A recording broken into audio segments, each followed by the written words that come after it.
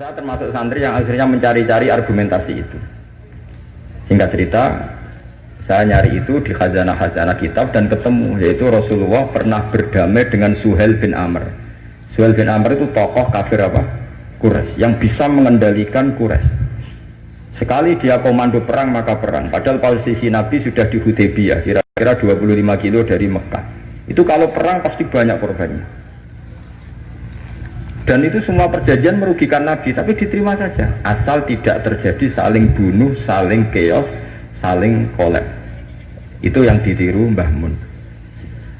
Tapi sekarang orang enggak, kadang pakai hitam putih. Pokoknya saya putih pasti benar, ini hitam pasti salah. Yang dilupakan adalah kalau betul orang lain itu hitam, ini pun tanggung jawab kita, karena ini juga umatnya Rasulullah SAW. Sekarang ketika kamu melihat orang salah, itu jika itu bagian dari keluarga kamu, inginnya memberi sanksi apa membenahi? Membenahi. Makanya dalam sebuah kitab yang diceritakan Sarah Hikam, kitab paling terkenal di kalangan pesantren, kitab Hikam. Dan cerita itu benar menurut saya. Ini cerita yang versi kitab Hikam. Nabi Ibrahim diterbangkan ke alam malakut, terus melihat para pezina. Allah tanya, menurut kamu diapakan? Bunuh saja ya Allah, mereka makan rezeki engkau tapi tidak mengindahkan aturan kau, mereka pezina. Sama Allah diturutin. Terus dilihat lagi para pemabuk. Menurut kamu gimana, bunuh saja, mereka itu hamba engkau, makan dari rezeki engkau tapi tidak mengindahkan perintah engkau. Sampai sekian bentuk maksiat, Ibrahim usulnya bunuh saja, habisi saja. Lama-lama suatu saat, ini cerita yang di Sarah Hikam, Ibrahim disuruh nyembelih Ismail.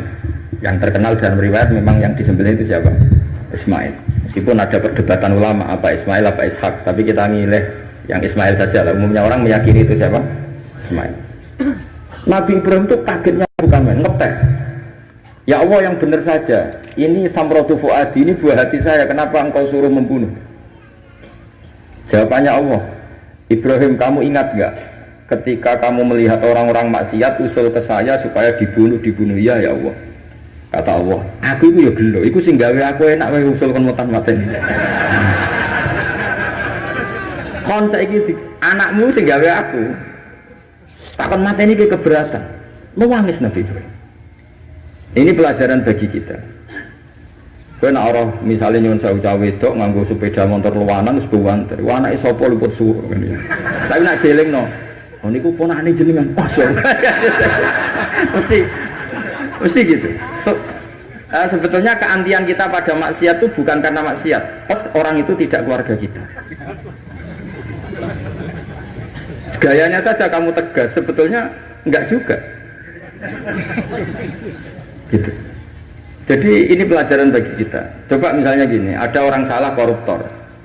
Kamu mesti benci sama koruptor. Coba bayangkan kali itu anak kamu. Mesti dungo ya wong mugi-mugi boten konangan. Nah, sama. Ini masalah Rasulullah itu melihat semua umatnya adalah anaknya. Sing lagi abangan, sing lagi setengah abangan, sing hitam, semuanya adalah Maka kalau ini semua umatnya melihat orang abangan, ya pikirannya itu memandu mereka tobat, bukan malah dianggap kafir. Makanya kita menolak faham takfiri, faham yang mengkafirkan orang lain. Karena ibaratnya faham takfiri itu enggak rasional, secara fikih enggak rasional. Allah yang Tuhan saja, yang punya semuanya, itu jelas ngendikan qul ya ibadiyalladzina asrafu ala anfusihim la taqnatu mir rahmatillah. Terus ayat wa anibu ila rabbikum. Orang-orang yang sudah melampaui batas oleh Allah dipanggil, ayo kembali ke saya kembali. Kemudian orang-orang takfiri ini, orang-orang ekstremis ini, hamba Allah yang sedang maksiat dianggap tidak Islam atau keluar dari area kemukminan. Wong yang Allah Tuhan saja yang di luar disuruh masuk. Ini yang sudah masuk malah disuruh keluar. Coba Nabi diutus jadi Nabi itu untuk mengislamkan orang kafir apa untuk mengkafirkan orang Islam? Ya Nabi lo diutus itu untuk mengislamkan orang kafir apa mengkafirkan orang Islam? Mengislamkan orang. Makanya aliran-aliran ekstrim sidik-sidik ngafirkan orang itu satu mesti goblok, mesti. Dua mesti gak tahu ngaji. Tiga terlalu semangat tapi khazanah ilmunya itu pas-pasan. Karena tadi kebencian kita ini pasti ada unsur dengan tanda kutip nafsu. Ya tadi kamu benci sama cawe wedok sing kuwatokan cekak sepeda motor buwanter. Bareng mbok pisoi jumlah wong ayu banget seneng kowe. Kira-kira masih misoi ndak gitu. Itu mesti atau gini, kamu benci sama orang yang nyulayani janji. Zaid tidak janji sama kamu mesti marah. Janjian kok gak rene gini-gini. Coba Zaid itu orang yang ngutangi kamu. Berani nggak ngumpat-ngumpat Zaid meskipun nyulayani janji. Zaid itu orang yang memberi utangan kamu 10 juta terus janjian nyulayani janji. Bisa nggak kamu bentak Zaid? Terus gak ditagih wis seneng.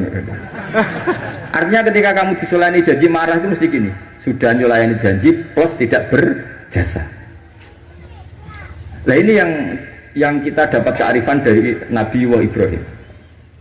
Saat kita enak saja usul orang maksiat dibunuh dimatikan oleh Allah, itu plus mereka kebetulan tidak anak kita. Coba andaikan zaman di alam malakut Ibrahim tahu yang nakal itu anaknya, apa kira-kira usul demikian? Nah makanya ini jaga kearifan kita, bahwa bayangkan orang lain itu keluarga kita. Makanya kearifan dari bapak saya, bapak itu senangnya kancanan orang macam-macam, masuk musim bulat-bulat. Terus setiap saya tanya, kenapa Pak? Sing gelem dadi ngono iku ya sapa? Mesti jawabannya gitu. Karena itu kearifan. Sing gelem dadi ngono iku santrinya bapak dulu yang bulat ya banyak. Kiai iku bengkel, nek ora gelem dadani barang rusak ora usah dadi apa? Iya. Makanya saya ini keterusan, saya termasuk jenis kiai yang enggak tegas. Tapi karena kearifan. Kiai yang terlalu tegas itu biasanya enggak pati arif. Ya tadi, bayangkan itu anak kamu. Kepen ngaji malah diboyong. Cara iku anakmu. Pak Yai mriki kepen didadani malah jiran. Jadi ini pelajaran bagi kita. Jadi coba khazanah itu jangan sampai hilang. Memang ada banyak riwayat tentang Nabi Ibrahim menyembelih Ismail. Sebagian kitab meriwayatkan bahwa Ibrahim itu saking senangnya sama Allah. Ditanya Ibrahim, andaikan kamu punya sapi sekian, kamu korbankan untuk saya enggak?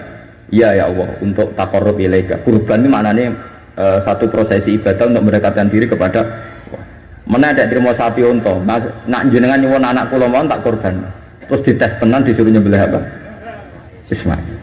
Tapi saya lebih cocok sama riwayat yang diterangkan di Syarah Kitab Hikam tadi. Jadi beliau ngalami kasaf, diangkat kasaf itu satu kemampuan untuk melihat alam gaib. Kemudian dipertontonkan Allah alam malakut. Terus Ibrahim main usul supaya orang-orang itu dihabisi. Suatu saat itu tadi diingatkan Allah, coba anak kamu sembelih. Lu gimana ya Allah, ini samratu fuadi buat saya. Terus kata Allah, ketika kamu usul langsung tak turuti, kok saya usul kamu pikir-pikir katanya. Tapi ini anak saya, memang yang saya bunuh itu hamba siapa, itu juga hamba saya kata Allah. Nah semenjak itu Ibrahim jadi halim. Ibna Ibrahim ala halimun awwahumunib. Semenjak itu dia jadi halim, beliau jadi halim. Halim itu mudah memaafkan. Dulu enggak ya, agak-agak temperamental.